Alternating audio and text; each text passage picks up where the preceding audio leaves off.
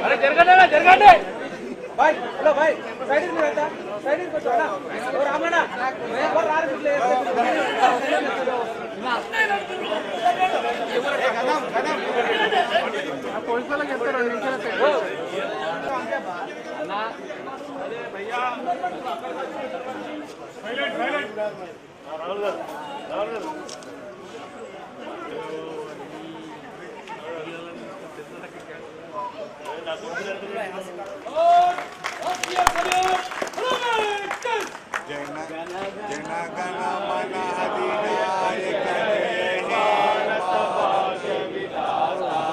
पंजाब सिंध गुजरात मराठा द्राविड़ उत्कल गंगा विंध्य हिमाचल यमुना गंगा उज्जल जल वितरंगा तब शुभ नामे गाहे तब शुभाशिष माहे गाहे तब जय गाथा जन गण मंगल दायक जय हे भारत भाग्य विधाता जय हे जय हे जय हे जय जय जय जय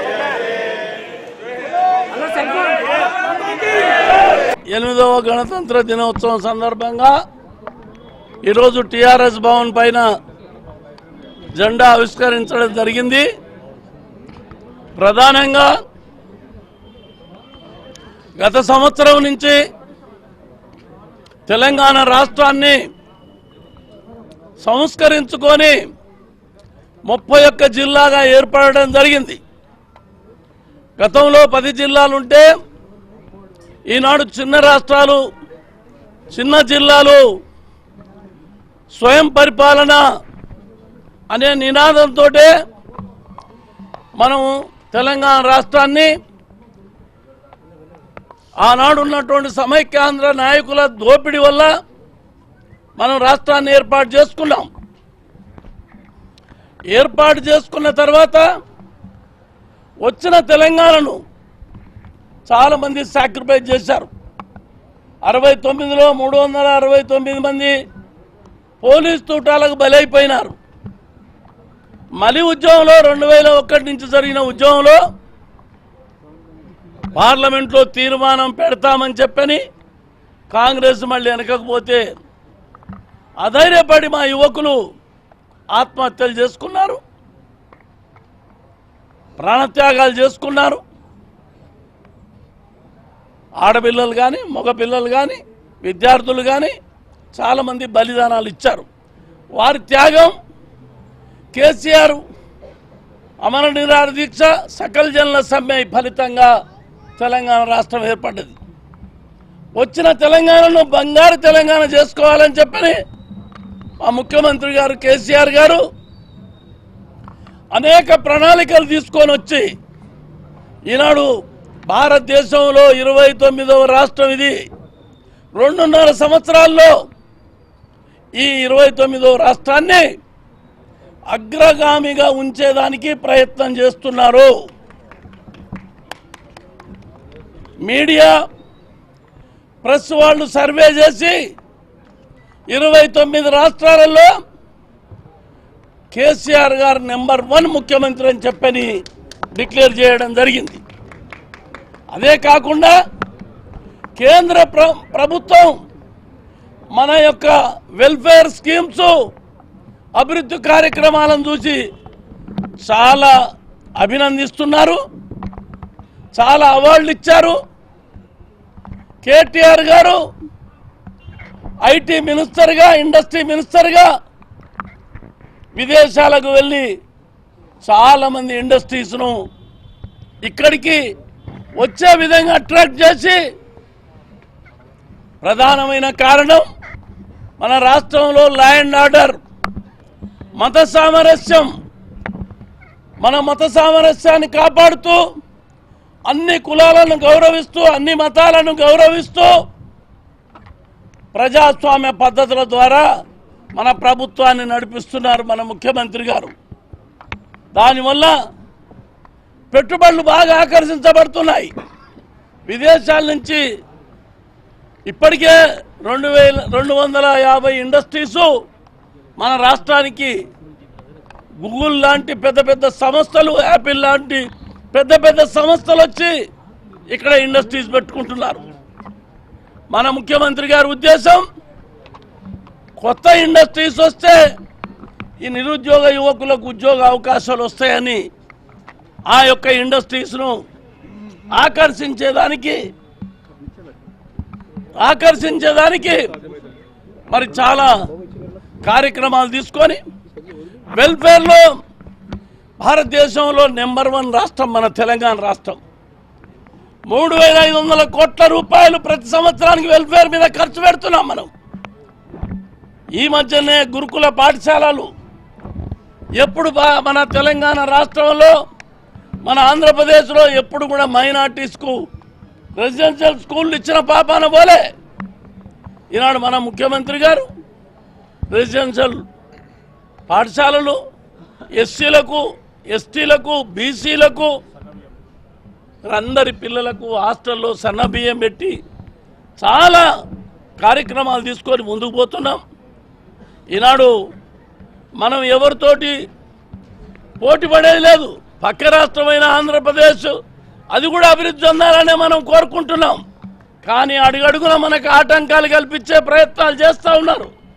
వాటినన్నిటి మన ముఖ్యమంత్రి గారు అధిగమించి బ్రహ్మాండంగా మరి అభివృద్ధి కార్యక్రమంలో మరి సంక్షేమ కార్యక్రమాల్లో మిషన్ కాకతీయ ఓ చరిత్రను సృష్టించింది. కాకతీయ రెడ్డి రాజులు కట్టినటువంటి గొలుసుకట్టు చెరువులను సమైక్య ఆంధ్రప్రదేశ్లో సర్వనాశనం అయిపోతే మరి ఇప్పుడు ముఖ్యమంత్రి గారు మన రాష్ట్రం వచ్చిన తర్వాత మిషన్ కాకతీయను ఏర్పాటు చేసి అత్యధిక నిధులు కేటాయించి గ్రామాలలో చెరువులన్నీ కూడా పూడికలు తీసి తూములు కట్టి కట్టలేసి కళకళలాడే పరిస్థితి తీసుకొచ్చారు. రైతుల ఆత్మహత్యలు అరికట్టాలని, రైతులకు న్యాయం జరగాలని ఈ మిషన్ కాకతీయ తీసుకొచ్చారు. ఈనాడు భారతదేశంలో ఎక్కడ లేనటువంటి సిస్టమ్ మిషన్ భగీరథి. ఇంటింటికి స్వచ్ఛమైన నీరు, నా ఆడపడుచులు బిందె పట్టుకొని రోడ్డు మీద పోయే పరిస్థితి లేకుండా ఇంటింటికి నల్లా ఫిట్ చేసి స్వచ్ఛమైన నీరు కృష్ణా గోదావరి నుంచి తీసుకొచ్చి తాపిచ్చే కార్యక్రమం మనం ఏర్పాటు చేస్తున్నాం. అది అతి తొందరలో కంప్లీట్ కాబోతుంది. దానివల్ల ప్రజల ఆరోగ్యం, ప్రజలు క్షేమంగా ఉండే అటువంటి అవకాశం ఉంది.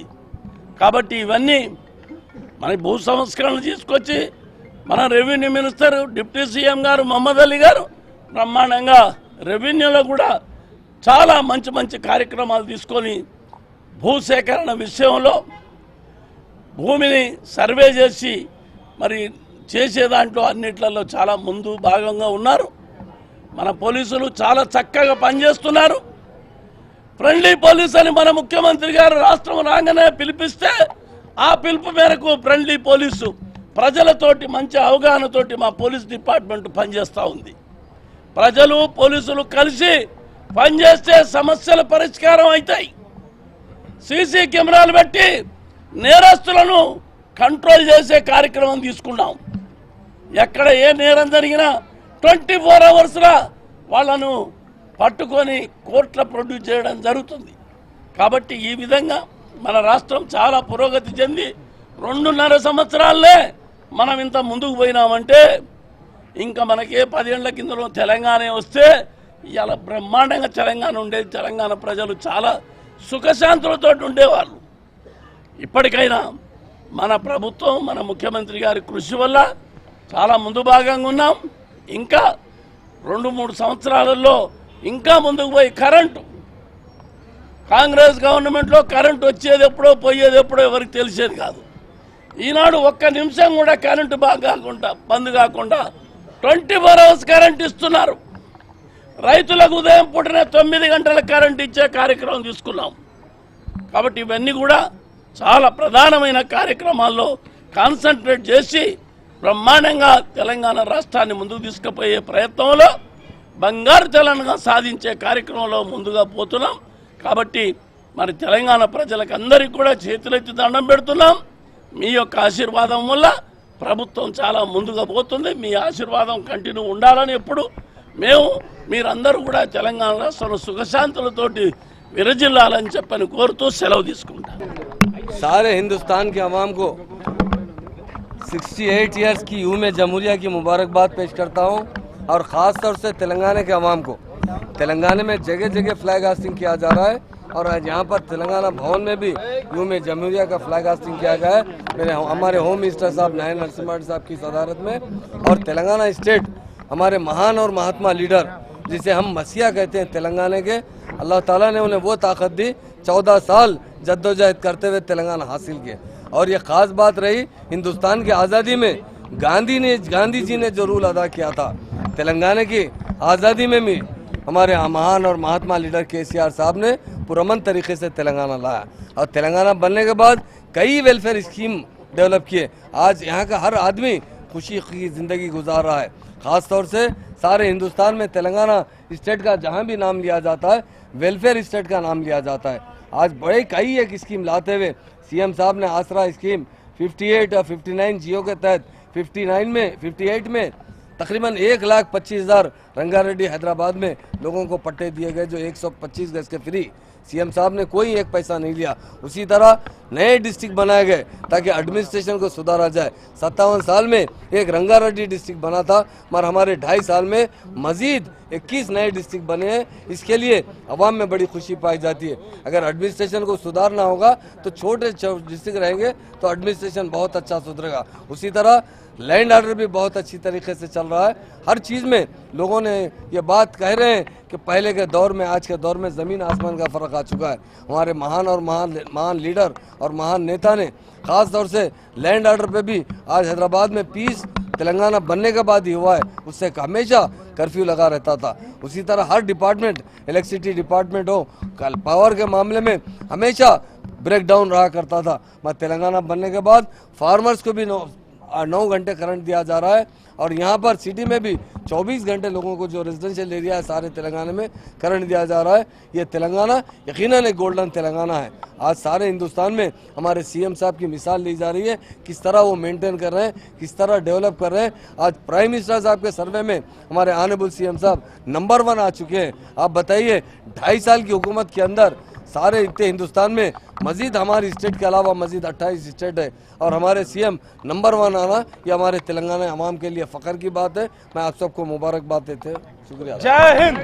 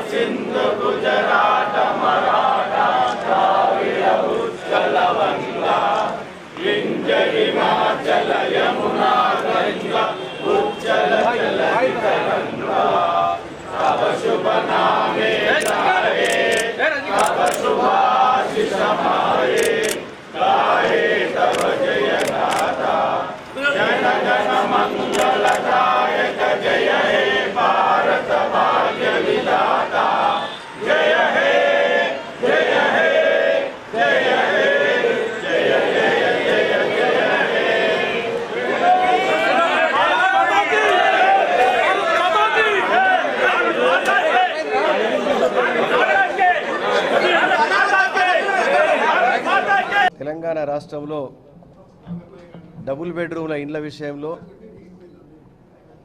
మరి కొద్దిగా స్లోగా గ్రామాలలో కన్స్ట్రక్షన్ జరుగుతుందని చెప్పి చాలా మటుకు రిక్వెస్ట్ వచ్చిన తర్వాత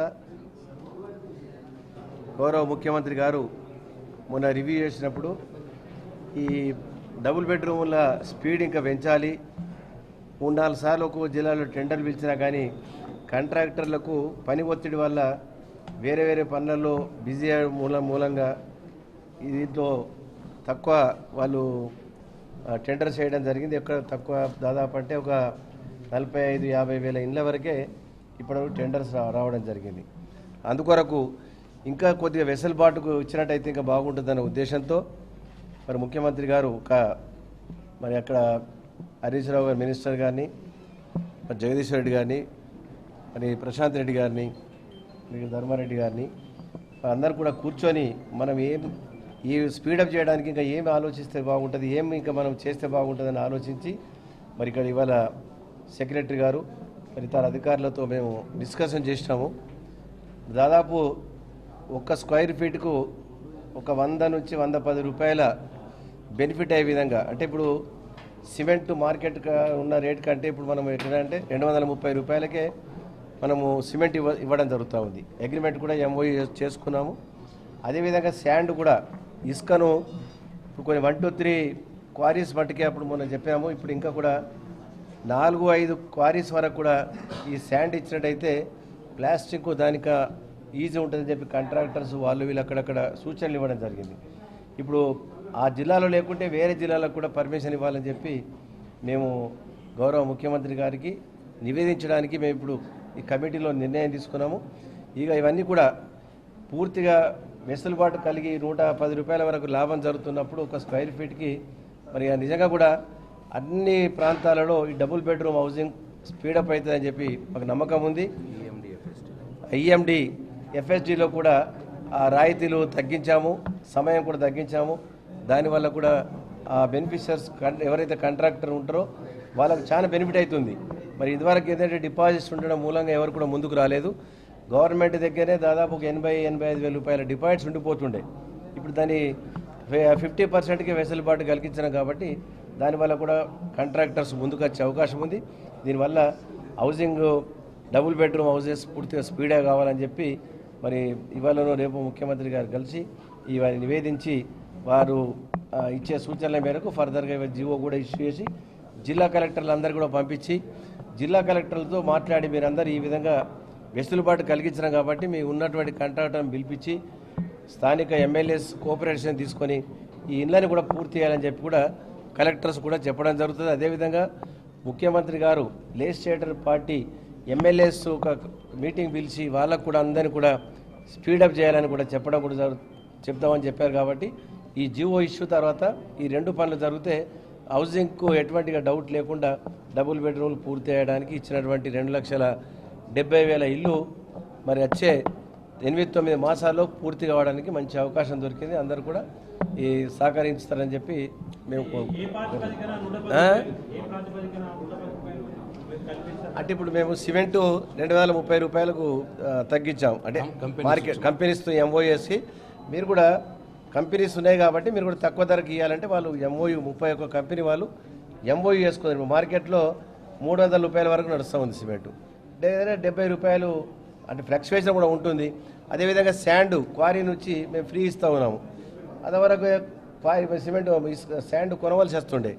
ఈ విధంగా మరి ఇప్పుడు ఇక్కడ ఉన్నటువంటి ఏదైతే సీనరేజ్ ఛార్జెస్ కూడా తగ్గించాము. ఇవి బెనిఫిట్స్ అవుతున్నాయి. అయితే వీకర్ సెక్షన్ హౌసింగ్ కాబట్టి మరి ఆ విధంగా డబుల్ బెడ్రూము ఇళ్లకు ప్రోత్సాహం ఉండాలని చెప్పి ముఖ్యమంత్రి గారి ఆదేశం మేరకు ఇవన్నీ నిర్ణయం తీసుకున్నాము.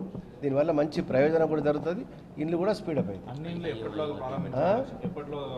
ప్రారంభమైన ఇప్పటికీ చాలా మట్టుకు ఇప్పుడు సిద్దిపేట జిల్లా పూర్తి మొదలైనవి, మరి అదేవిధంగా ఖమ్మం జిల్లాలో పూర్తి అయినాయి, అంటే మొదలైనవి అన్నీ. మరి ఇప్పుడు మా దగ్గర కొన్ని నిజామాబాద్లో మొదలైనవి, కొన్ని ఆదిలాబాద్ నిర్మల్ జిల్లాలో మొదలైనవి, వరంగల్లో మొదలైనవి, ఖమ్మంలో మొదలైనవి, మహబూబ్నగర్లో కూడా మొదలైనవి. ఈ విధంగా నేను అనుకుంటాను వచ్చే ఈ ఫిబ్రవరి నెలలో పూర్తిగా ఇళ్ళని కూడా ఇచ్చినటువంటి కోట కంప్లీట్గా మొదలవుతుంది. రేపు భవిష్యత్తులో ఇంకా ఇల్లు 400 మొదలు ఇచ్చినాము. ఇంకా వాళ్ళకు మొన్ననే అసెంబ్లీలో అనౌన్స్మెంట్ చేసినట్టు గౌరవ ముఖ్యమంత్రి గారు ఒక్కొక్క కాన్స్టిట్యున్సీకి రూరల్ కాన్స్టిట్యున్సీకి 1000 ఇల్లు అదనంగా ఇవ్వడానికి కూడా మరి జీవో కూడా ఇవ్వడం జరుగుతుంది. అది త్వరలో తెలియజేస్తా ఉన్నాను. Okay, thank you. చెప్పిన కమిటీ ఈ ప్రతిపాదనలు ముఖ్యమంత్రి గారికి విన్నవించి వారి ద్వారా ఫైనల్గా తెలియజేయడం జరుగుతుంది.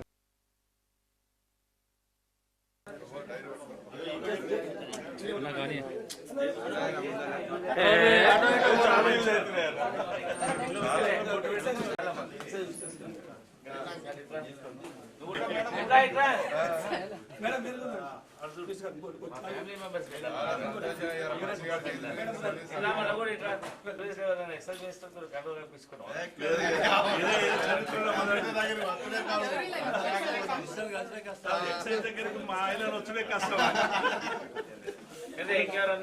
సరే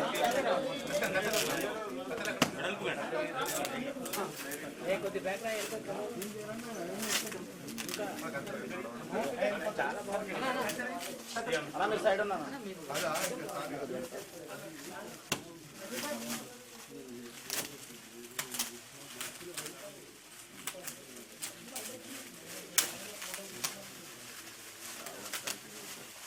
अच्छा पक्का बंद कर रही है पूरा सब बंद हो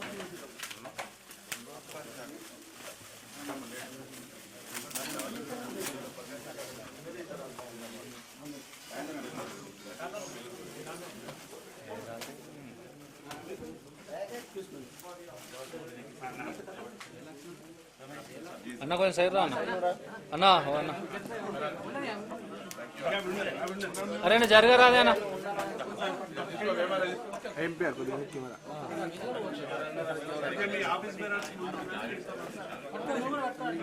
సార్ మీరు పెట్టుకోండి సార్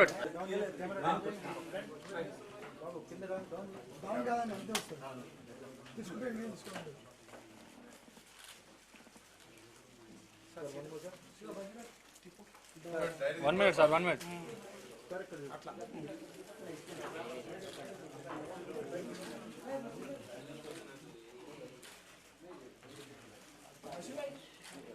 थैंक यू